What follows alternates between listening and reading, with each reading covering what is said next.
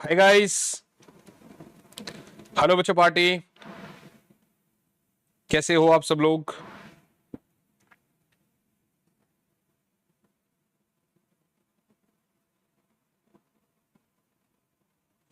कैसी है हमारी छोटी सी पलटन?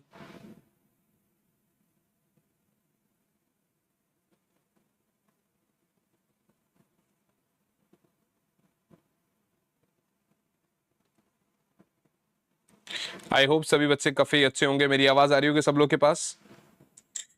सभी बच्चे काफी अच्छे होंगे। चलिए, सो यस बच्चा party, it means I am audible and visible to you all.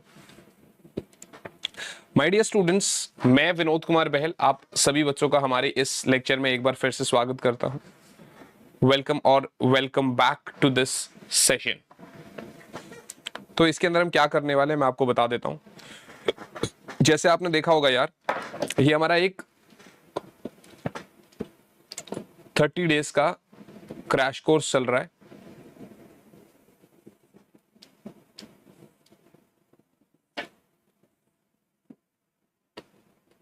ठीक है ना, जिसके अंदर हम लोग आपको वन डे वन चैप्टर कराने की कोशिश कर रहे हैं। इसके कुछ क्वेश्चंस यूजुअली हमने कल मैग्नेटिक इफेक्ट वाले चैप्टर में कवर कर लिए थे, लेकिन अब आप ये समझ लो कि हम यहां पर भी इसको कर दे रहे होंगे।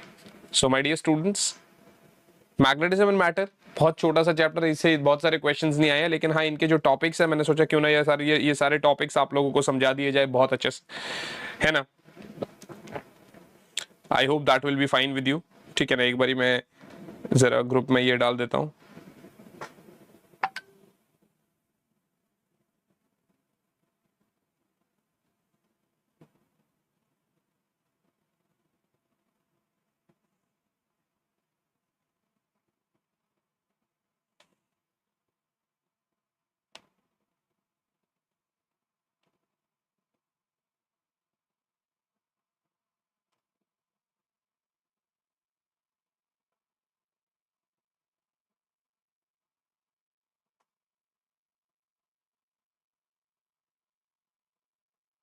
एक सेकंड बच्चों, एक बार दूसरे ग्रुप में डाल देता हूं।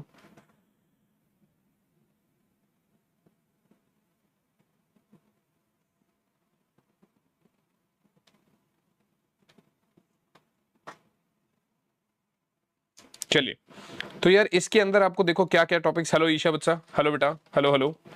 इसके अंदर क्या क्या टॉपिक्स आपको पढ़ने रहते हैं अगर आप देखोगे? बार मैग्नेट, ठीक है ना, magnetism in Gauss law, earth magnetism, magnetization and magnetic intensity, magnetic properties of materials, permanent magnets and electromagnets. Right बच्चा पार्टी? तो अब आप ये चीज समझ लो, आप ये चीज देख लो कि हमें जब ये करना है ना, तो पहले हम टॉपिक्स पढ़ेंगे बहुत अच्छे से। यहाँ से बहुत सारे क्वेश्चंस नहीं है, लेकिन हाँ टॉपिक्स तो जानना जरूरी है, पता नहीं चलता ना कब कहाँ से क्वेश्चन आ जाए, क्या है क्या नहीं है। तो मैं आप लोगों से यही कहूंगा यार, अभी तक अगर आप लोगों ने एम्बाइब का ये ऐप डाउनलोड नहीं करा है तो आप लोग प्लीज ऐप ये डाउनलोड कर लीजिए। ठीक है ना, एम्बाइब ऐप है, एम्बाइब लेंस ऐप। और साथ ही साथ में आप लोगों को पता चल ही गया होगा कि आज यार, आज शाम को 7 बजे इस चैनल पर एक बहुत बड़ी अनाउंसमेंट है। ठीक है ना, बहुत बहुत बहुत बड़ी अनाउंसमेंट है, तो आप सब लोगों ने आना है शाम को 7 o'clock। ठीक है बच्चा party, I hope so you will be there. तो सबसे पहले पहले यार देखो, जब हम चैप्टर की शुरुआत करते हैं ना, यहाँ पर आपको तो पैरामैग्नेट एंड ऑल ये सब चीज दे रखा है, बट मैं क्या चाहता हूँ कि मैं आप लोगों को कराऊं तो पूरा आपको एक बेसिक से कुछ कुछ चीजें याद दिलाऊं जो आप एनसीईआरटी से खोल के पढ़ लो। राइट बच्चा पार्टी? जैसे कि सर क्या है ऐसा, वो बेसिक चीजें क्या है, तो मैं आपको बता दूं। जैसे अगर आप देखोगे नॉर्मली, तो बार मैग्नेट क्या होता है? ठीक है ना, बार मैग्नेट क्या होता है? राइट बच्चा पार्टी? उसके बाद उसकी प्रॉपर्टीज हो गई, किस तरीके से ये चैप्टर 1 से लिंक्ड है, किस तरीके से ये चैप्टर 1 से इसका लिंकेज है बच्चे। आई होप सो। ठीक है ना, उसके बाद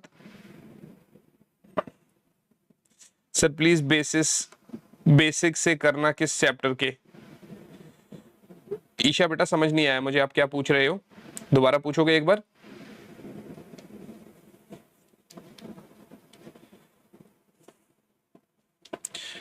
ये हो जाएगा, जिसके अंदर आप अगर आप देखोगे तो मैग्नेटिक डाइपोल हो जाएगा आपका, ठीक है ना, मैग्नेटिक डाइपोल हो जाएगा आपका, और भी बहुत सारी चीजें, ठीक है ना, जैसे आपका कूलम्ब्स लॉ हो गया, magnetic field due to magnetic dipole हो गया, टॉर्क वाला कॉन्सेप्ट हो जाएगा, वर्क डन वाला कॉन्सेप्ट हो जाएगा, ठीक है ना।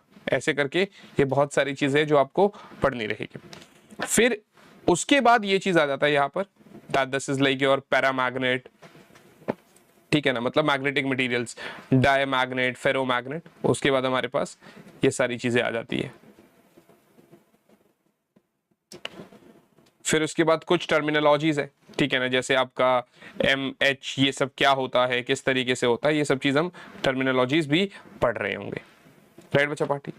तो ये जो बेसिक टर्म्स है ना, ये वाले, ये बार मैग्नेट क्या होता है, इसकी प्रॉपर्टीज क्या होती है, चैप्टर 1 से इसका लिंकेज क्या है, तो इसके फटाफट जरा मैं आपको फॉर्मूलाज दे देता हूँ, ठीक है ना। कोई मुझे यहाँ पर खाली शीट दिख जाती है, ठीक है ना, फिर मैं आपको इसके फॉर्मूलाज एक खाली शीट पे देता हूँ, ठीक है ना। मैं खाली शीट शायद ऐड कर, रुको रुको रुको रुको, मैं बोर्ड ऑन कर देता हूँ, ठीक है ना। खाली शीट तो क्या ही करना, यहाँ पर बोर्ड ऑन कर देता हूँ और इससे सारी चीजें लिखने की कोशिश करते हैं। सर मैग्नेटिज्म एंड मैटर का बेसिक, हाँ सब कुछ बता रहा हूँ बेटा, डोंट वरी, है ना, सब कुछ बता रहा हूँ। देखो बेसिक अगर आप ध्यान से देखोगे ना तो बहुत ही बेसिक है। जैसे कि सबसे पहले आपने यार बार मैग्नेट के बारे में मुझसे पढ़ा और आपने देखा कि यार ये जो बार मैग्नेट है, अब इसके अंदर क्या ऐसी चीजें हैं जो हमें देखने की जरूरत है, जिसके बारे में वो हमसे पेपर में पूछ सकता है क्या है क्या नहीं है। तो इसके लिए नॉर्मल है, ठीक है ना, कि ये अगर आपका बार मैग्नेट है तो पहला टर्म ये समझ लो आप, ये नॉर्थ है, ये साउथ पोल है, तो जो आपका ये देखो ये है ज्योमेट्रिक लेंथ और ये है आपका मैग्नेटिक लेंथ, ठीक है ना। तो यार यहां पर जो आपका magnetic length by geometric length होता है ना, यहां पर जो आपका magnetic length bye geometric length होगा ना मेरे बच्चे, वो आपका 0.84 के बराबर होगा, वो आपका 0.84 के बराबर होगा, ठीक है। एक तो ये लाइन आपने जान ली मेरे साथ, ठीक है ना। उसके बाद दो चीजें होती है, अगर आप देखोगे तो आप यहां पर देख सकते हो, that is Coulomb's law of magnetic force, Coulomb's law of magnetic force, जिसके अंदर आप क्या जान रहे हो कि अगर दो मैग्नेट है आपस में एक दूसरे के साथ रखे गए तो दोनों के बीच में फोर्स लगता है और वो फोर्स होता है μ0/4π QM1 QM2/r²। देखो ये क्रैश कोर्स है, बड़ा ऑब्वियस सी बात है, ऐसा तो है नहीं कि यार 4-5 घंटे का एक डिटेल्ड वन शॉट कराऊंगा मैं, ठीक है ना। तो इसके अंदर आप सब कुछ कर लोगे अच्छे से, समझ रहे हो आप मेरी बात, so don't worry about that, ठीक है ना। इसके अंदर हम सब चीजें बहुत अच्छे से कर सकते हैं, इतना भी बेसिक से करा दूंगा तो सब हो जाएगा। बस आप सेशन को शेयर कर देना, सेशन को लाइक कर देना, ठीक है ना। आज वैसे भी बहुत कुछ बड़ा आने वाला है इस चैनल पर। तो आपने कहा sir force is like μ0/4π Q1 Q2/r², जहां पर आपको ये बात पता होनी चाहिए कि μ0/4π की वैल्यू इज लाइक 10⁻⁻⁷, ठीक है ना। आई hope this is very clear, ठीक है। अब इसके बाद क्योंकि मैंने आपको बोला क्योंकि आप बार मैग्नेट पढ़ रहे हो, ठीक है ना, क्योंकि आप लोग बार मैग्नेट पढ़ रहे हो, तो अब यार बार मैग्नेट के बारे में देखो, बार मैग्नेट के बारे में देखो मेरे बच्चों, यहां पर आपका वही जैसे आपने इलेक्ट्रिक डाइपोल के बारे में पढ़ा तो आप यहां पर मैग्नेटिक डाइपोल के बारे में पढ़ लो। जैसे आपने इलेक्ट्रिक डाइपोल के बारे में पढ़ लिया मेरे बच्चे, तो आप यहाँ पर मैग्नेटिक डाइपोल के बारे में पढ़ लो। तो सर मैग्नेटिक डाइपोल के बारे में हम लोग यहाँ पर क्या कर सकते हैं, वहां पर P is equals to Q into 2L है, यहाँ पर M is equals to QM into 2L हो जाएगा, जहां पर वहां पर plus Q charge minus Q charge होता था, तो यहाँ पर आप साउथ को माइनस QM लिख लो और नॉर्थ पोल के पोल स्ट्रेंथ को प्लस QM लिख लो, और दोनों के बीच की जो दूरी है वो 2L है। याद रखना मैग्नेटिक दूरी और जो आपका ज्योमेट्रिक दूरी है वो दोनों में डिफरेंस है, मैं पहले भी बता चुका, अभी भी बता रहा हूँ। सर कल एक डाउट पूछा था, हाँ बेटा वो बता देंगे आपको दूसरे सेशन में, डोंट वरी, है ना। तो ये चीज आपका हो गया, आई hope this is very clear, ठीक है ना। मेरे हिसाब से तो ये कहानी क्लियर हो गई। अब इसके बाद जैसे मैग्नेटिक डाइपोल मोमेंट पूछेंगे तो जैसे आपसे वहां पर इलेक्ट्रिक फील्ड पूछा था, ये यहाँ पर आपको मैग्नेटिक फील्ड पूछता है आपसे। जैसे वहां पर आपसे ई एक्शियल पूछा था, तो ये यहाँ पर आपसे क्या पूछ लेगा, बी एक्शियल पूछ लेगा आपसे, है ना। एक्शियल पॉइंट पर मैग्नेटिक फील्ड, अगर आप देखिए शॉर्ट डाइपोल होता है तो अलग फॉर्मूला होता है, नॉर्मल ऑर्डिनरी डाइपोल होता है तो एक अलग बात होती है।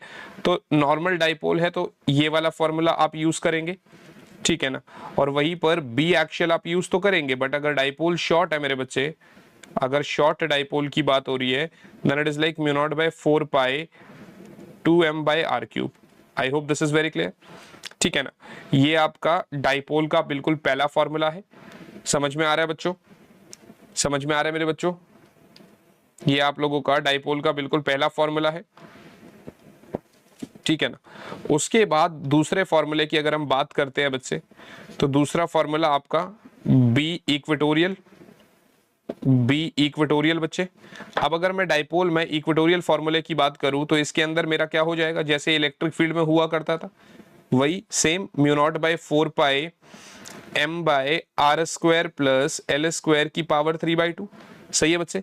और उसके साथ साथ भैया अगर शॉर्ट डाइपोल की बात करी जा रही है, अगर बी इक्वेटोरियल पूछ रहा है बट शॉर्ट डाइपोल की बात करी जा रही है, तो आप क्या लिखोगे, mu not by 4 pi m by 4 pi R cube, m by 4 pi R cube, sorry 4 pi तो एक बार आ गया ना, तो दो बार थोड़ी ना लिखेंगे, so mu not by 4 pi m by R cube. बात समझ में आ रही है? So this is your mu not by 4 pi m by R cube. और आप बाद में कह सकते हो कि फॉर शॉर्ट डाइपोल, आप कह सकते हो कि sir for short dipole b axial is equals to 2 times b equatorial. Sir for short dipoles b axial is equals to 2 times of b equatorial. Short dipole के लिए b एक्शियल 2 गुना होता है b इक्वेटोरियल का, right बच्चा party? क्या मेरी बात समझ में आ रही है आप लोगों को? अब ये तो था बेसिक सी बात, ठीक है ना। तो इसको जैसे ही करते हैं फिर वही है, आपने इलेक्ट्रिक फील्ड में टॉर्क का कॉन्सेप्ट पढ़ा था, तो यहां पर भी आप टॉर्क वाला कॉन्सेप्ट पढ़ेंगे, यहां पर भी आप टॉर्क वाला कॉन्सेप्ट पढ़ेंगे, ठीक है ना। उसके ऊपर हम यहां पर भी फॉर्मूला देख सकते हैं टॉर्क वाले के कॉन्सेप्ट के ऊपर। यहां तक शायद समझ में आ ही रहा होगा आप लोगों को। चलिए हम आपको बता देते हैं, हम आपको बता देते हैं बच्चे यहीं पर। ये इसका स्क्रीनशॉट आपने ले ही लिया होगा मेरे हिसाब से, है ना बच्चा पार्टी? इसका स्क्रीनशॉट ले लिया होगा, ठीक है। अब अगर आप देखोगे, मैं देखो बहुत बेसिक से करवा रहा हूं, ठीक है ना। अभी मतलब आप ये सब चीजें कर लोगे ना तो क्वेश्चंस तो आप इजीली लगा ही लोगे इसके ऊपर, ठीक है ना। तो अब मैं क्या बोल रहा हूं, अगला कॉन्सेप्ट होगा टॉर्क। अब torque on a magnetic dipole लिख लो। वैसे जब आप इसको मैग्नेटिक फील्ड के ऊपर के अंदर रखोगे तो ही बात आएगी। सो torque on a magnetic dipole लिख ही लेता हूं, ठीक है ना, लिख ही लेता हूं, in a magnetic field, in a magnetic field, ठीक है ना मेरे बच्चे। तो यहां पर अगर आप टॉर्क, वहां पर क्या हुआ करता था पीई साइन थीटा, तो यहां पर क्या होगा मेरे बच्चे, torque is like M B sine theta. यहां पर क्या होगा, एम बी साइन थीटा, ठीक है ना बच्चे, एम बी साइन थीटा। तो इसका मतलब सर टॉर्क को आप लिख सकते हो एम क्रॉस बी, ठीक है ना, वही है। यदि थीटा 0 डिग्री है तो टॉर्क भी आपका 0 है, और थीटा अगर 90 डिग्री है तो टॉर्क आपका मैक्सिमम है विच इज एम बी के बराबर, राइट बच्चा पार्टी? अच्छा आगे जाके इस एम बी को देखो, इस एम बी को आप ऐसा भी लिख सकते हो एन आई ए इंटू बी। उसका रीजन क्या है कि मैग्नेटिक मोमेंट को मैं आई ए लिख सकता हूं, लेकिन एन टर्न्स के लिए एन से मल्टीप्लाई करना पड़ता है। तो ये एक बेसिक सी बात है जो कि आपको पता रहनी चाहिए। This is the very basic thing which you should aware about this, ठीक है ना। तो ये था टॉर्क वाला कॉन्सेप्ट। अब दूसरा कॉन्सेप्ट यही से बन के आता है हमारे पास कि सर अगर इसी डाइपोल को मैग्नेटिक फील्ड में अगर हम मतलब रोटेट करेंगे, ठीक है ना, मतलब हम अगर एक एंगल, उसका एंगल चेंज करेंगे तो वर्क डन। तो भैया वर्क डन वाला कॉन्सेप्ट अगर आप देखोगे, किसका कॉन्सेप्ट, मैग्नेटिक डाइपोल का ही देख पा रहे, किसके अंदर, मैग्नेटिक फील्ड के अंदर। किसके अंदर मेरे बच्चों, मैग्नेटिक फील्ड के अंदर। तो यहां पर आप देखो भैया, वो वर्क डन वाला कॉन्सेप्ट क्या होता है, वही माइनस एम बी ब्रैकेट में cos theta 2 minus cos theta 1, सही है ना बच्चे। बहुत सारी किताबों में माइनस अंदर चला जाता है तो या थीटा 1 माइनस थीटा 2 चला जाता है, और फिर बाद में हम थीटा 1 को 0 डिग्री मानते हैं, थीटा 1 को हम 90 डिग्री मानते हैं, थीटा 2 को थीटा मानते हैं। तो वर्क डन आपका पोटेंशियल एनर्जी, वर्क डन एक ही बात है। So this is the potential energy of an electric dipole. तो this is minus M B cos theta, जिसको आप लिख सकते हो माइनस एम डॉट बी, ठीक है ना बच्चे। तो what is this, potential energy of an electric dipole in magnetic field. So you can write this as potential energy of an electric dipole in a magnetic field. I hope this is very clear बच्चे। मेरे हिसाब से इस वाली बात में तो कोई डाउट ही नहीं है। चलिए बहुत सही बात है यार, ये तो हमें समझ में आ भी गया। अब यहां पर एक चीज आपको जाननी है, U या तो मैक्सिमम होता है या मिनिमम होता है मेरे बच्चे।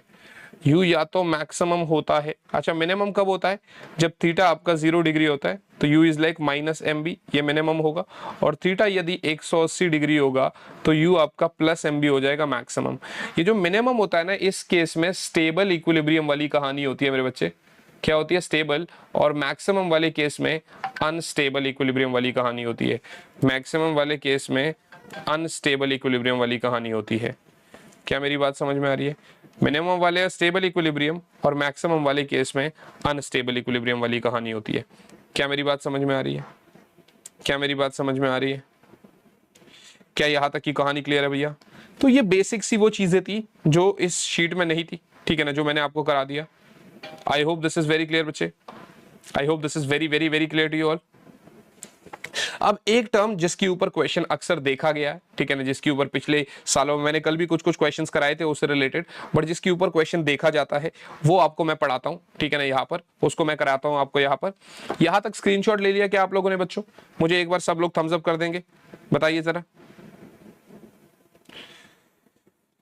यस आदित्य, यस ईशा, क्या यहां तक आप लोगों ने स्क्रीनशॉट ले लिया मेरे बच्चों?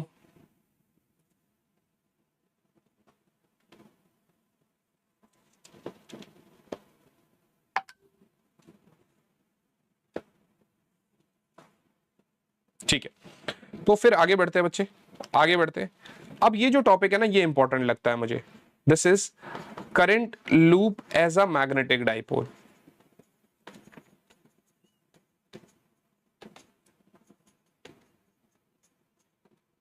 Current loop as a magnetic dipole मेरे बच्चे, मतलब क्या है? एक करंट कैरिंग लूप है, उसको आपने मैग्नेटिक डाइपोल बोल दिया है। एक बात बताओ, अगर आप कोई भी ध्यान से देखोगे तो मैग्नेटिक फील्ड यूजुअली क्या होता है? Mu naught into I A square by 2r³ ये तब होता है जब आप एक बहुत बड़ी डिस्टेंस पर देखते हो, एक रिंग की वजह से, है ना। चैप्टर 4 में इसका आता है आंसर, ठीक है ना बच्चे। चैप्टर 4 में इसका आंसर आता है मेरे बच्चे, जी सर। और फिर बाद में हम क्या बोल सकते हैं कि हम इसको ऐसा भी लिख सकते हैं that this is like mu naught I 2 से मल्टीप्लाई कर दो और 2 से डिवाइड कर दो, तो ये वाला फॉर्मूला आपका बनता है म्यू नॉट बाई 4 अच्छा πa² तो सर्कल का एरिया हो गया रिंग का, 2ia, ठीक है ना, डिवाइडेड बाय r³। बात समझ में आ रही है? जिसको आप फर्दर देखो, इलेक्ट्रिक फील्ड क्या होता है? 1/4πε0 2p/r³। यहां पर क्या है? 2 × m/r³। तो इसका मतलब अगर आप ध्यान से देखोगे फॉर्मूला तो वही बन गया आपका। तो यहां से मुझे आइडिया लग गया कि भैया m होता है i × a के बराबर। इसको आप ऐसा भी लिख सकते हो, एक डाइपोल है ना, तो i × a भी लिख सकते हो, या i × एरिया वेक्टर का भी लिख सकते हो। I hope this is very clear to you all. कोई दिक्कत वाली बात तो है नहीं इसमें, है ना। तो एक तो ये बहुत सिंपल सी बात है यार। इसके बाद आपको यहां पर जो देखना होता है ना, वो यही देखना होता है कि क्या होगा मैग्नेटिक डाइपोल मोमेंट एक रिवॉल्विंग इलेक्ट्रॉन का। What is the magnetic dipole moment of a revolving electron? What is the magnetic dipole moment of a revolving electron? एक रिवॉल्विंग इलेक्ट्रॉन का मैग्नेटिक डाइपोल मोमेंट क्या होगा? जब इलेक्ट्रॉन घूमता है तो करंट आता है, चार्ज अपॉन टाइम पीरियड, तो यहां पर E/2πr/v। बात समझ में आ रही है? जिसको आप लिख सकते हो EV/2πr। क्या मेरी बात समझ में आ रही है? और मैग्नेटिक मोमेंट को तो आप देखिए, स्मॉल m ले लेता हूं मैं, स्मॉल m ले लेता हूं मैं, तो वो होता है आपका I × a, जिसको आप लिख सकते हो EV/2πr × πr²। पाई से पाई कट जाएगा, r से r कट जाएगा, तो ये मिला आपको EVr/2, ठीक है ना। और साथ ही साथ में, क्योंकि अगर इलेक्ट्रॉन घूमेगा, देखो मेरी बात समझो, इलेक्ट्रॉन अगर घूमेगा मेरे बच्चे, जिस डायरेक्शन में घूमेगा भैया उस डायरेक्शन में उसका एंगुलर मोमेंटम b होगा और उसके अपोजिट डायरेक्शन में उसका डाइपोल मोमेंट होगा। तो क्योंकि इलेक्ट्रॉन घूमेगा तो ये तो पहला है विच इज ये, तो उसका एंगुलर मोमेंटम भी तो होगा जिसका एक बेसिक फॉर्मूला होता है mvr, है ना। और अगर मैं अच्छा यहाँ पर इस m को मैं म्यू मान के देख लेता हूँ और यहाँ पर लिख भी देता हूँ सो दैट आपको डाउट ना हो, आपको दिक्कत ना हो। इसको ऐसा लिख देते हैं डाइपोल मोमेंट। कैसा dipole moment? Angular dipole moment, ठीक है ना। तो क्योंकि वो घूम रहा है ना इसलिए इलेक्ट्रॉन का, कोई बात नहीं। तो अगर मैं इस म्यू को L से डिवाइड मार देता हूं तो क्या मिलता है मुझे? EVR/2 upon MVR। Sir VR से VR कट जाएगा, so this is like E/2 into ME, this is like E/2 into ME। तो डाइपोल मोमेंट क्या हो जाएगा? E/2 ME into L। सो डाइपोल मोमेंट क्या हो जाएगा? E/2 ME into L। I hope this is very clear बच्चे, I hope this is very very clear to you. So E/2 ME into L, ये था आपका डाइपोल मोमेंट, ये था आपका dipole moment. I hope this is very very clear to you all. क्या मेरी बात समझ में आ रही है? So this is your mu is equals to E/2 ME into L। इसमें तो कोई डाउट नहीं है बच्चा, मेरे को नहीं लगता इसमें कोई डाउट होगा किसी भी बच्चे को। सही बात है, कोई प्रॉब्लम वाली बात तो नहीं है इसमें। बहुत बढ़िया, बहुत ही बढ़िया, इसमें कोई डाउट किसी भी बच्चे को नहीं है। बताइए, नोट डाउन कर लिया, इसका स्क्रीनशॉट ले लिया आप लोगों ने? सर ये सारे बेटा ये सारे फॉर्मूलाज नहीं होगे तो फिर पेपर में लिखोगे कैसे? ईशा तो 12th के लिए प्रिपेयर कर रही है या फिर वो क्या कहते हैं नीट के लिए प्रिपेयर कर रही है? अगर नीट का पेपर दे रही है तो उसके लिए तो यार ये सारे फॉर्मूलाज अगर आपको लर्न ही नहीं होंगे तो फिर पेपर में लिखोगे कैसे? अभी सारे डेरिवेशन थोड़ी करा सकता हूँ इस टाइम पे, दिन कितने बचे हैं हमारे पास, समझ रहे हो? ये तो ये है कि चलो ठीक है, मैं एक बेसिक सा आपको बता देता हूँ कैसे, चलो ठीक है इस तरीके से आपके यही चीजें आपसे क्वेश्चन पूछ सकता है।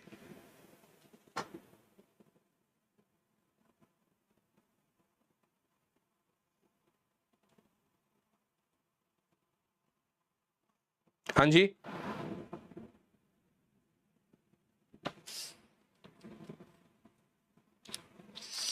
लिख लिया बेटा?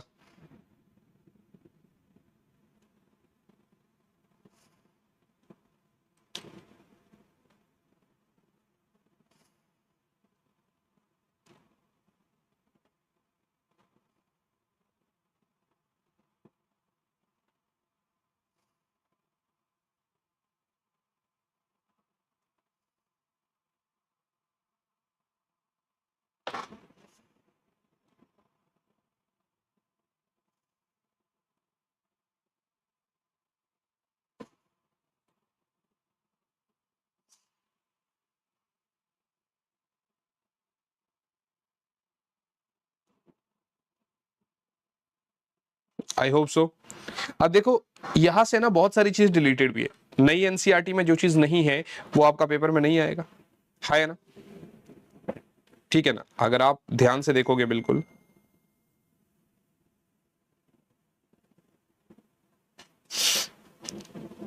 एक बार जरा चैट बॉक्स में बताओ आप लोगों को पता है कि नहीं पता कि क्या क्या चीजें डिलीटेड है? एक बार जरा चैट बॉक्स में बताओ कि डिलीटेड आइटम्स क्या है, एक बार जरा बताओ मुझे डिलीटेड आइटम्स क्या है। इसी बहाने पता तो चल जाएगा ना मुझे कि आप लोगों को पता भी है कि नहीं पता है।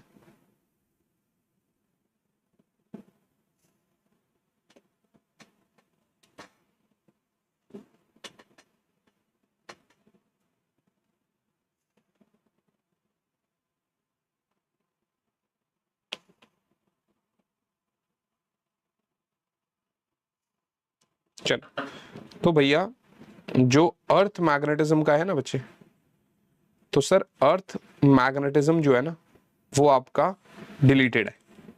तो अर्थ मैग्नेटिज्म से रिलेटेड अगर आप देखोगे तो वो आप कह दोगे कि सर डिलीटेड है। यानी कि जैसे टेंजेंट गैल्वेनोमीटर जो है,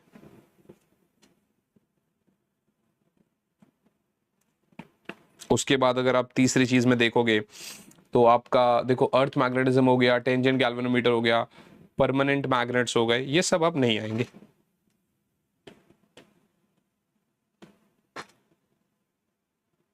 अच्छा कोई बात नहीं, इस चैप्टर में बहुत कुछ है ही नहीं बेटा, पहली बार पढ़ रहे हो ना, तो इसमें ये डिलीटेड है, ये डिलीटेड, ये डिलीटेड, जो बेसिक चीजें मैंने आपको बता दी, ये बेसिक चीजें जो मैंने अभी तक आपको बता दी वो तो आप कर ही लोगे, है ना। अब डिलीटेड आइटम्स के लिए तो आपको कोई ऐसा जरूरत पड़ेगी नहीं, है ना। तो जब आपका अर्थ मैग्नेटिज्म डिलीटेड हो गया तो उसके बाद फिर आपको क्या पढ़ना है, उसके बाद फिर आपको ये प्रॉपर्टीज पढ़नी है। क्या पढ़नी है मेरे बच्चे? उसके बाद फिर ये सारी प्रॉपर्टीज पढ़नी है। जैसे आपका मैग्नेटिक प्रॉपर्टीज है, कुछ टर्म्स है जो मैं आपको अभी बताने वाला हूँ, बट उससे पहले ये प्रॉपर्टीज आप सारी पढ़ोगे। जैसे आपका पैरामैग्नेट क्या होता है, ठीक है ना, वीकली मैग्नेटाइज्ड होते हैं जब आप इसको एक्सटर्नल मैग्नेटिक फील्ड में रखते हो, ठीक है ना। और उसके बाद अगर आप ये देखोगे तो ये स्ट्रॉन्गर मैग्नेटिक फील्ड की तरफ जाते हैं, मतलब वो अपनी डायरेक्शन में ही मैग्नेटिक फील्ड बना रहा है ना। और इसके जो एग्जांपल्स है तो ये आपको पता रहनी चाहिए किस तरीके से कैसे क्वेश्चन आएगा पीवाई क्यूज के लिए, वो मैंने अभी लगा रखे, डाल रखे, वो मैं भी आपको बता दूंगा, ठीक है ना।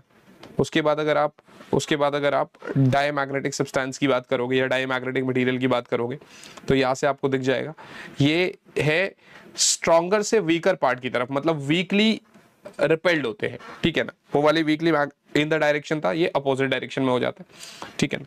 उसी तरीके से अगर आप देखोगे मेरे बच्चे तो फेरोमैग्नेटिक सब्सटेंस, ठीक है ना, ये क्या है, स्ट्रांगली मैग्नेटाइज्ड। जब भी ये एक्सटर्नल मैग्नेटिक फील्ड में रखेंगे तो ये स्ट्रांगली मैग्नेटाइज्ड है मेरे बच्चे, ठीक है ना। तो ये आप देख पा रहे हो, है ना, मतलब मैग्नेटिक फील्ड की डायरेक्शन में बहुत ज्यादा। यूजुअली क्वेश्चन कैसे पूछेगा, हमसे क्वेश्चन हमसे पूछेगा इनके किसके बिहाफ के ऊपर, क्वेश्चन पूछेगा कि भैया आपका इनकी ससेप्टिबिलिटी क्या है, परमियाबिलिटी क्या है, ये सब चीज क्वेश्चन पूछेगा। लेकिन उससे पहले ये जो आप देख पा रहे हो क्यूरी लॉ, ठीक है ना। क्यूरी लॉ का मतलब क्या होता है कि मैग्नेटिक ससेप्टिबिलिटी जो पैरामैग्नेटिक मटेरियल की है वो एब्सोल्यूट टेम्परेचर के इनवर्सली प्रोपोर्शनल होती है, ठीक है ना, वो एब्सोल्यूट टेम्परेचर के इनवर्सली प्रोपोर्शनल होती है। तो अगर आप ध्यान से देखोगे ये क्यूरी टेम्परेचर क्या होता है, एक टेम्परेचर होता है जिसपे फेरोमैग्नेटिक मटेरियल सीधा सीधा पैरामैग्नेट में कन्वर्ट हो जाता है, एक ऐसा temperature at which ferromagnetic material transforms in a paramagnetic material, तो उसको आप क्यूरी टेम्परेचर कहते हो। ये भी आपको पता रहना चाहिए, टीसी से डिनोट करते हैं इसको हम लोग टीसी से डिनोट करते हैं, तो ये आपको पता रहना चाहिए। आई hope this is very clear. फिर सुपर कंडक्टिंग मटीरियल्स क्या होता है, अगर आप यहाँ पर ध्यान से देखोगे, ठीक है ना, तो जब भी डायमैग्नेटिक मटेरियल को आपने बिल्कुल कूल कर दिया, ठीक है ना, cooled to a very low temperature, it ejects a magnetic field from it, cancelling all the external magnetic field, ठीक है ना। इसको आप मेसनर इफेक्ट बोल सकते हो, मेसनर इफेक्ट बोल सकते हो इसको। देखो ये हिस्टेरिसिस लूप है, ठीक है ना। हिस्टेरिसिस लूप मतलब क्या है, वही कि आप ये समझ लो कि एक मटेरियल को आपने मतलब अगर मैग्नेटाइज कर दिया तो एकदम से अगर आप उसको पूरा डीमैग्नेटाइज करोगे तो उसके अंदर फिर भी कुछ रिटेंटिविटी होती है। तो वही आपको कह रहा है कि sir lag of magnetic flux density behind the magnetic field strength in a ferromagnetic material, ठीक है ना। फेरोमैग्नेटिक मटेरियल को कर रहे हो आप, ठीक है ना। तो एक्सटर्नल मैग्नेटाइजिंग फील्ड अगर आपने रिमूव भी कर दिया फिर भी उसके अंदर कितनी अमाउंट ऑफ मैग्नेटाइजेशन प्रेजेंट है उसको आप रिटेंटिविटी कहते हैं, उसको आप क्या बोलते हैं बच्चे, रिटेंटिविटी कहते हैं, ठीक है ना। उसके बाद अगर आप ध्यान से देखोगे उसको कंप्लीटली डीमैग्नेटाइज करने के लिए कितनी amount of external magnetizing field की रिक्वायरमेंट होती है उसको आप कोर्सिविटी कहते हैं, उसको आप क्या बोलते हैं, कोर्सिविटी कहते हैं। आई hope this is very clear, ठीक है ना। कुछ टर्मिनोलॉजीज है हमारे पास जैसे कि मैग्नेटाइजेशन या इंटेंसिटी ऑफ मैग्नेटाइजेशन। भाई ये क्या होता है, देखो मैग्नेटाइजेशन की अगर आप बात करोगे तो आपने क्या करा, जैसे मान लेते हैं आपने सोलिनॉइड को रखा, ठीक है ना, एक करंट कैरिंग सोलिनॉइड रखा। अब इसके अंदर क्या होता है, इसको स्पेस में रखा मैंने, करंट पास करा रहा हूं मैं, तो इसके अंदर भैया इसको स्पेस में रखेंगे तो इसके अंदर क्या होगा, मैग्नेटिक फील्ड लाइंस पास होगी, जैसे आपको यहां पर दिख रहा है ना, उसको बी नॉट बोलते हैं, ठीक है ना। तो that B naught is equals to mu not into N into I या आई नॉट लिख लो, ठीक है ना, आपकी मर्जी है, कोई ऐसी दिक्कत वाली बात है ही नहीं, है ना बच्चों, इसमें तो कोई भी डाउट नहीं। तो इसने यही बोला कि अगर आपको लिखना भी हो तो आप लिख सकते हो कि it is a vector quantity that measures the density of the total induced dipole moment caused by the movement of electrons. किसी भी मटेरियल जिसका वॉल्यूम v होगा, इंड्यूस्ड मैग्नेटिक मोमेंट m होगा, तो इसका एक ये फार्मूला भी लिख सकते हो आप, m नेट बाई v, ठीक है ना। ऐसा यूनिट इसका एम्पेयर पर मीटर होता है, तो इसका आप ये वाला फार्मूला भी लिख सकते हो मेरे बच्चों। आ रही है बात समझ, ठीक है ना। और अगर आप ध्यान से देखोगे तो यार एक होता है आपका देखो अगर आप देखोगे तो आपने बोला इंटेंसिटी ऑफ मैग्नेटाइजेशन देख लेते हैं, ठीक है ना। Magnetizing field to the permeability of free space, मतलब इसका जो फॉर्मूला होता है वो आपका यहां से आ जाएगा, H बराबर B not by mu not, ठीक है ना। H बराबर B not by mu not, मतलब आप बी नॉट को म्यू नॉट इंटू एच भी लिख सकते हैं। फिर मटेरियल का ससेप्टिबिलिटी क्या होता है, काफी इंपॉर्टेंट है। डिग्री ऑफ ईज, मतलब मटेरियल कितनी आसानी से मैग्नेटाइज हो पा रहा है, उसको आप ससेप्टिबिलिटी बोलते हैं। और मैथमेटिकली एम होता है काई इंटू एच। क्या मेरी बात समझ में आ रही है? तो एम क्या होता है, जैसे आपने वो पढ़ा तो मतलब मैग्नीट्यूड, ठीक है ना, मैग्नीट्यूड ऑफ कितना वो, मतलब अगर जैसे मान लो यहां पर मैंने आपको सोलेनॉइड रखा था, अब इसके अंदर अगर मैंने कोई एक्सटर्नल मैग्नेटिक मटेरियल रख दिया तो इसकी मैग्नेटिक फील्ड की वजह से इसके अंदर इसके सरफेस पे कुछ करंट होता है जिसकी वजह से मैग्नेटिक फील्ड इंड्यूस होती है ना। तो यहां पर आपका इसको एमसी डिनोट कर देते हैं अगर आप ध्यान से देखोगे। फिर मैग्नेटिक परमियाबिलिटी क्या होता है अगर आप यहां पर देखते हो, ठीक है ना।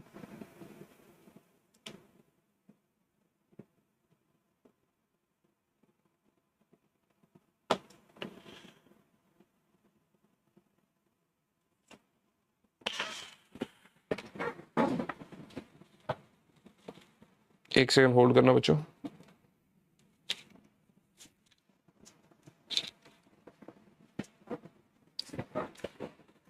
Just give me a moment guys.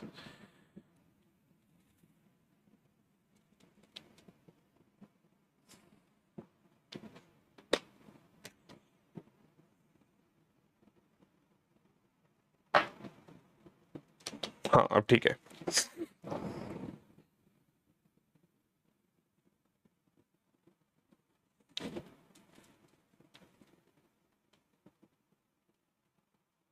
तो अभी अगर आप देखोगे तो आपने मैग्नेटिक परमेबिलिटी पढ़ लिया, ठीक है ना। उसके बाद अगर आप देखते हो तो ये चीज देखो कि अगर कोई भी मतलब कोई भी मैग्नेटाइजिंग फील्ड है वो इस गिवन मैग्नेटिक मटेरियल को कितना ज्यादा पेनिट्रेट कर सकता है, ठीक है ना, उसका जो मेजरमेंट होगा उसको आप मैग्नेटिक परमेबिलिटी बोलो। तो yes we can say that mu is B total by H, ठीक है ना। Total is what, induced magnetic field which is mu not into N I plus mu not into N I M, यानी कि mu H plus mu M, ठीक है ना। और एक रिलेशन होता है दैट इज रिलेटिव परमेबिलिटी, ठीक है ना। It is the ratio of permeability of a given material to the permeability of free space, ठीक है ना। और अगर आप देखोगे इसके ऐसा लिखते हैं mu R is equals to mu by mu not, तो इसलिए आप म्यू को mu R into mu not भी लिख सकते होते हो, इसलिए आप म्यू को mu R into mu not भी लिख सकते होते हो। I hope this is very clear, ठीक है ना। और जो मैथमेटिकल रिलेशन है ना म्यू आर का, that is 1 plus chi, so mu R is like 1 plus chi. I hope this is very clear. So mu R is like 1 plus chi, ठीक है ना।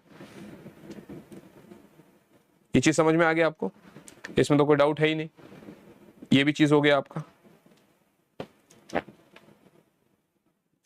अब ये जो इलेक्ट्रोमैग्नेट है, ये जो है, ये सब चीज डिलीटेड है हमारे पास, ठीक है ना। तो ये सब चीज करना है, टेरेस अर्थ मैग्नेटिज्म ये पूरा डिलीटेड है, तो इसके अंदर हमें कोई मतलब गड़बड़ करने की जरूरत नहीं है। और इसके ऊपर जो क्वेश्चंस होंगे उसको भी करने की जरूरत नहीं है।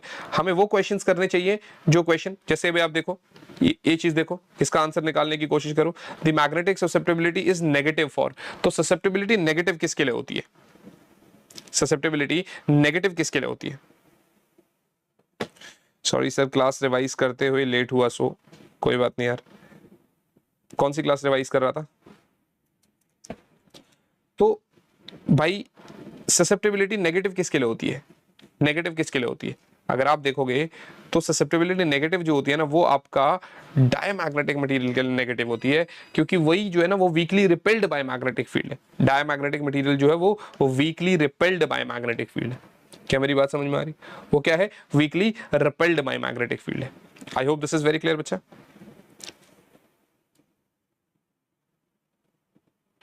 अब दूसरी की बात अगर आप देखोगे तो आप यहां पर देखो, इसने बोला कि सर एक आयरन रॉड है, ठीक है ना, एक आयरन रॉड है जिसकी ससेप्टिबिलिटी दे रखी है, मैग्नेटाइजिंग फील्ड इतना दे दिया, तो परमेबिलिटी ऑफ द रॉड बता दो। बेसिक फॉर्मूला है, करो एक बारी तुम लोग, फॉर्मूला बेस्ड क्वेश्चन है, तुम पहले खुद से करो, फिर नहीं बनेगा तो मैं करवा दूंगा। पहले तुम लोग खुद से करो, नहीं बनेगा तो फिर मैं करवा दूंगा। कम ऑन गाइस,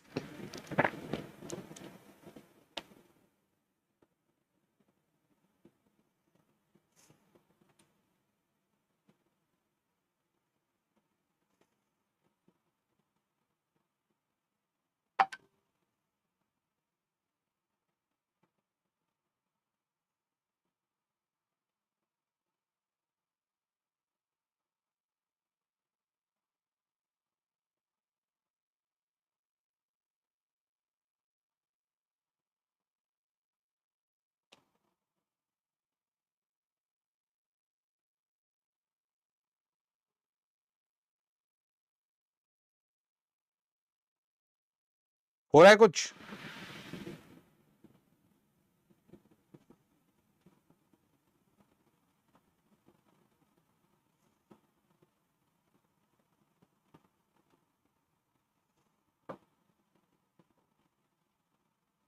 चलिए, फॉर्मूला बेस्ड क्वेश्चन है। आपने क्या बोला sir? Mu R is equals to chi M plus one, ठीक है ना? मैंने कहा था ना फॉर्मूला बेस्ड क्वेश्चन है तो फॉर्मूला ही लगेगा इसके अंदर, सिर्फ बस फॉर्मूला लगा दो आप। सो दिस इज लाइक 600, ठीक है ना? और म्यू होता है क्या? Mu not into mu R which is 4.10 की पावर माइनस 600, तो 2.4.10 की power minus 4, which means D is the correct answer. That's it. Very good, very good, very good बच्चा।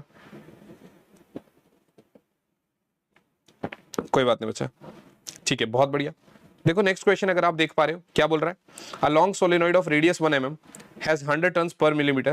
If 1 ampere current flows in the solenoid, the magnetic field centered at the center of the solenoid. ये तो पिछले chapter का question है, ठीक है ना? वही B बराबर म्यू नॉट इंटू NI, तो इसमें तो कोई डाउट ही नहीं है, ठीक है ना? सीधा फॉर्मूला बेस्ड क्वेश्चन है, यहाँ पर भी फॉर्मूला लगेगा। देखो 2022 है ये, देखो ये वाला कब पूछा गया था? 2020 में पूछा गया था, ठीक है ना? फॉर्मूला था इसके अंदर तो सिर्फ थियरी पूछ लिया, 2020 में फॉर्मूला बेस्ड क्वेश्चन पूछा इसी चैप्टर से, फिर 2022 में पिछले चैप्टर से, भले ही पिछले चैप्टर का मैग्नेटिज्म का तो है ना, तो इसके अंदर भी आपसे सिर्फ फॉर्मूला बेस्ड क्वेश्चन पूछ लिया।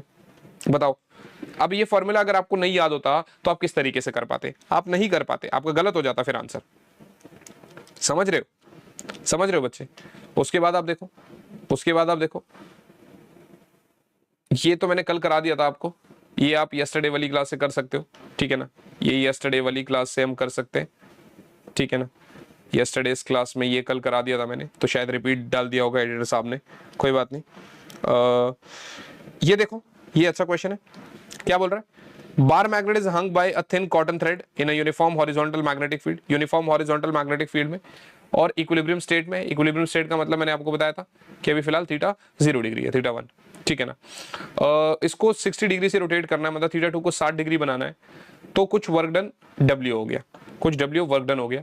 अब टॉर्क की कितनी जरूरत है नई पोजीशन में? Now the torque required to keep the magnet in the new position, तो कितना टॉर्क चाहिए होगा? ये भी फॉर्मूला बेस्ड है। So I will request you all to please try it on yourself. पहले आप खुद से ट्राई करिए, फिर नहीं बनेगा तो हम करवा देंगे आपको। पहले आप लोग खुद से ट्राई करो बच्चे, फिर नहीं बनेगा तो फिर मैं करा दूंगा, ठीक है ना? हेलो अशय, कोई नहीं भाई, सॉरी फॉर लेट यार, मतलब लेट मेरे को ऐसा लगता है लाइव आना चाहिए हमें रोज। खैर कोई नहीं, शाम को एक बड़ा वो है, लॉन्च है, तो शाम को तो आ ही जाना सब लोग, है ना?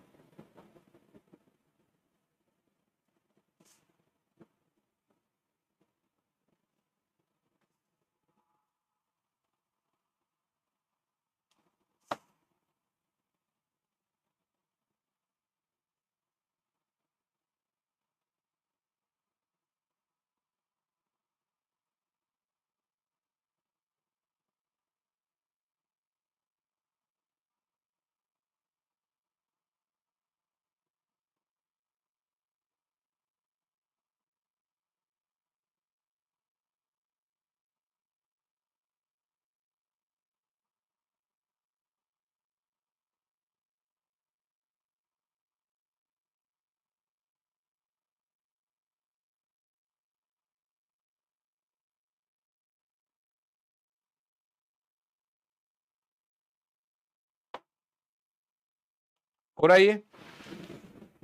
कर पाओगे इसको? ओके, आप बी कह रहे हो, चलो पहले आप देखो वर्क डन का फॉर्मूला क्या होता है, -mb cos theta 2 minus cos theta 1, सही है जी sir.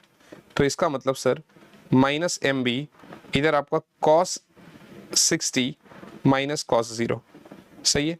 So this is like minus M B cos 60 1 by 2 minus 1, so this is your minus mb into minus 1 by 2, तो mb by 2 हो गया, ये भी ठीक है यार। तो अगर मेरा वर्क डन mb by 2 के बराबर है तो mb किसके बराबर हो गया, 2w के बराबर हो गया। तो टॉर्क पूछा था, टॉर्क तो क्या होता है mb sin थीटा होता है, और न्यू पोजीशन मतलब थीटा 60 डिग्री, तो torque is like mb into sin 60 जी सर। mb की जगह क्या 2w और sin 60 की जगह √3/2, 2 से 2 काटो, so this is √3w, this is √3w।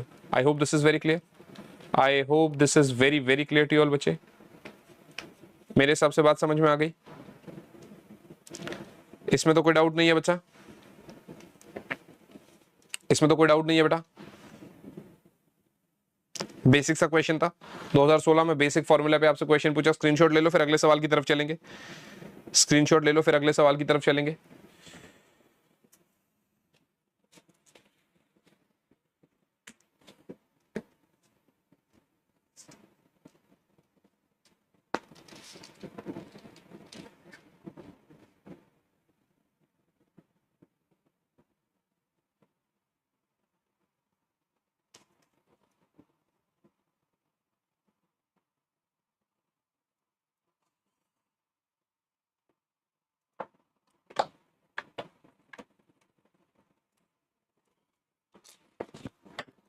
चलो भैया,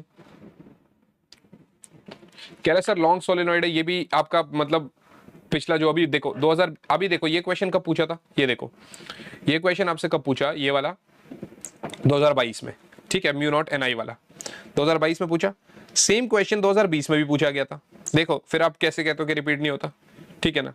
magnetic field at the centre of the solenoid 2020 में भी पूछा, सेम क्वेश्चन 2022 में भी पूछा गया, और सेम फॉर्मूला सेम क्वेश्चन, देखो ना सेम म्यू नॉट एन आई, ठीक है ना। और इसमें भी इतना 6.25 × 10⁻⁴, और इसका आंसर भी कितना 6.25 × 10⁻⁴, ठीक है। नहीं चलो ठीक है, बस सिर्फ वैल्यूज अलग है, फॉर्मूला सेम है, वैल्यूज अलग है, फॉर्मूला सेम है, क्वेश्चन सेम है। तो अब आप देख लो कि अगर हमने एक बारी PYQs भी लगा लेते हैं ना तो बहुत सारा कॉन्फिडेंस आता है हमारा, हमें ऐसा लगता है कि चलो ठीक है बहुत सारी चीजें हमने कर ली, राइट बच्चा पार्टी। एक सेकेंड बच्चों, एक सेकेंड, मेरी स्लाइड क्यों हैंग हो गई, अरे ओहो, व्हाट हैपेंड टू यू, ये क्या हो गया, स्लाइड ही हैंग हो गई हमारी, ओहो व्हाई दिस इज हैपनिंग। अच्छा चलो ठीक है, हम ऐसे में चले जाते, ऐसे चले जाते, ठीक है ना, ऐसे चले जाते हैं, नहीं जा पा रहे, पीछे जा पा रहे बट आगे नहीं जा पा रहे, पीछे जरूर जा रहे हैं बट आगे नहीं जा पा रहे हैं।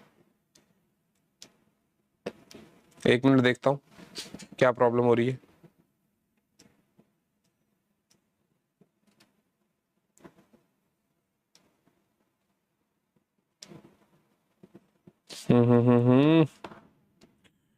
What happened? क्या इशू हो रहा है?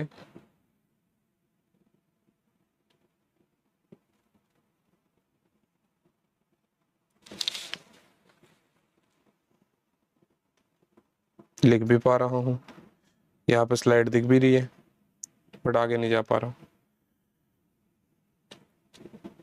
चलो कोई नहीं, 2-4 सवाल और है, वो मैं आपको जब स्लाइड भेज दूंगा ना तब आप घर पे देख लेना। एक चीज देखो यार, ये चैप्टर बहुत छोटा था, ठीक है ना, इसमें कोई इतना ज्यादा कुछ है नहीं। देखो कल चैप्टर 6 करेंगे EMI, चैप्टर वो भी छोटा है, वो भी कोई बड़ा चैप्टर नहीं है, ठीक है ना। कल चैप्टर 6 करेंगे EMI, जो कि खुद में काफी छोटा चैप्टर है, कोई बड़ा चैप्टर वो भी नहीं है। सेम टाइमिंग 1 PM रोज 1 बजे मिल रहे हैं। तो ये आपका कब हो जाएगा, कल 12 अप्रैल, ठीक है ना। हाँ AC बड़ा चैप्टर है तो AC को पूरा अच्छे से निपटा रहे होंगे, ठीक है ना। ये भी हम कब करेंगे, ये हम करेंगे 13 अप्रैल, ये हम करेंगे 13 अप्रैल। उसके बाद चैप्टर 8 EM वेव्स, इसमें तो क्या ही है, कुछ भी नहीं है इसके अंदर तो, ठीक है ना।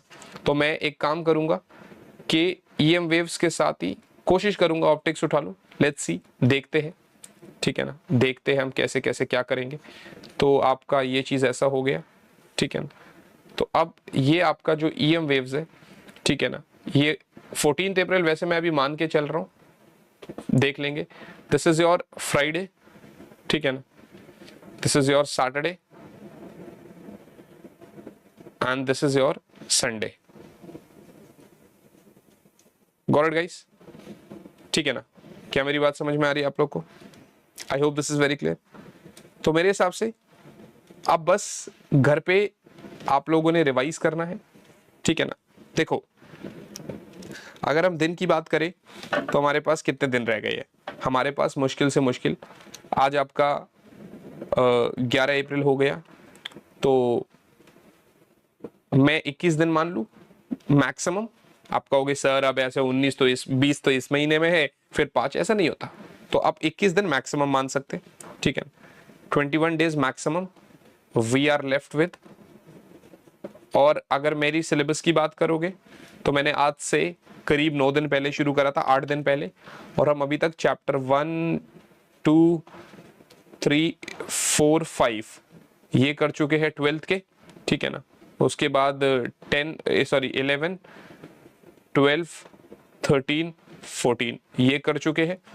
उसके बाद आपका 6, 7, 8 ये हम कर लेंगे कमिंग संडे तक, 14 अप्रैल तक, संडे तक कर लेंगे, यानी अप टू 14 अप्रैल, यानी अप टू 14 अप्रैल ये हम संडे तक कर लेंगे, ठीक है ना। उसके बाद फिर हमारा क्या रह जाएगा, ऑप्टिक्स रह जाएगा 12th में, और बाकी फिर 11th क्लास रह जाएगी।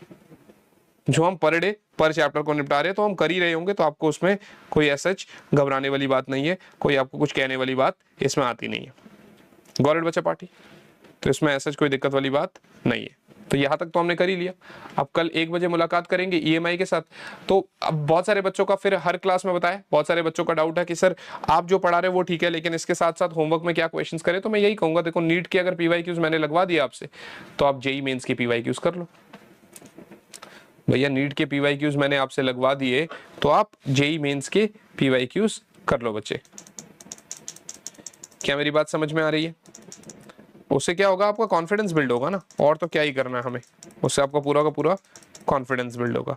इसके साथ साथ एक बार फिर से बता रहा हूँ बच्चों, अगर अभी तक भी आप लोगों ने ये एम्बाइब का ऐप डाउनलोड नहीं करा है तो आप डाउनलोड कर लो। और हाँ, आज रात को 7 बजे शाम को इस चैनल पर आप जरूर मुलाकात करिएगा मुझसे। मैं बता रहा हूँ आपको, काफी ज्यादा मतलब काफी बड़ी अनाउंसमेंट होने वाली है, एक हिसाब से बहुत ही ज्यादा बड़ी अनाउंसमेंट है बच्चे। तो आप इसको एनरोल कर लीजिएगा, ठीक है ना। और मुलाकात करते हैं फिर आपसे मुलाकात करते हैं मेरे बच्चे, ठीक है ना। अभी के लिए इतना ही रखते हैं, आपसे मुलाकात करेंगे आप ही की कल वाली क्लास में। तब तक के लिए यार अच्छे से पढ़ाई करते रहो। ऑल द वेरी बेस्ट बच्चों, बाय गाइस, बाय और यस, जय Hind.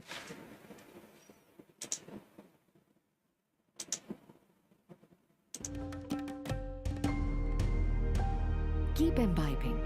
We believe in you.